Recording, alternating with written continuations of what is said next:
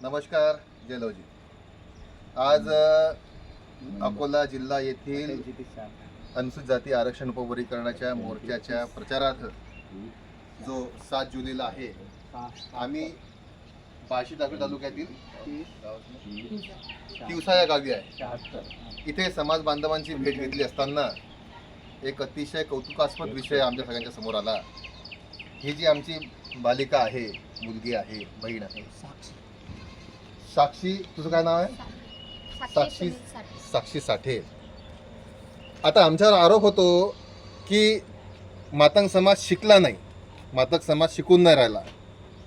ही आमची मुलगी साक्षी ही BSc mathematics झालेली आहे. हे एक उत्तम उदाहरण आहे की मातंग समाजाच्या लेकरं विद्यार्थी शिकून राहिलेले आहेत, पण त्यांना संधी नाही आहे. म्हणून आम्ही अशा विद्यार्थ्यांसाठी अनुसूचित जातीच्या आरक्षणाचं उपवर्गीकरण मागून राहिलेलो आहे. आणि जर उपवर्गीकरण झालं तर अशा होतकोर विद्यार्थ्यांना त्यांच्या स्वप्नातलं जीवन जगण्याची संधी मिळेल.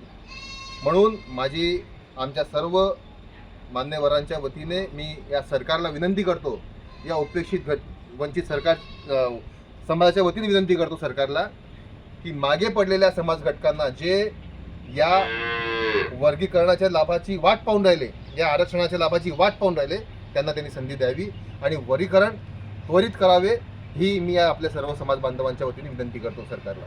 धन्यवाद. म्हणजे खूप मोठं काम आहे ना हे.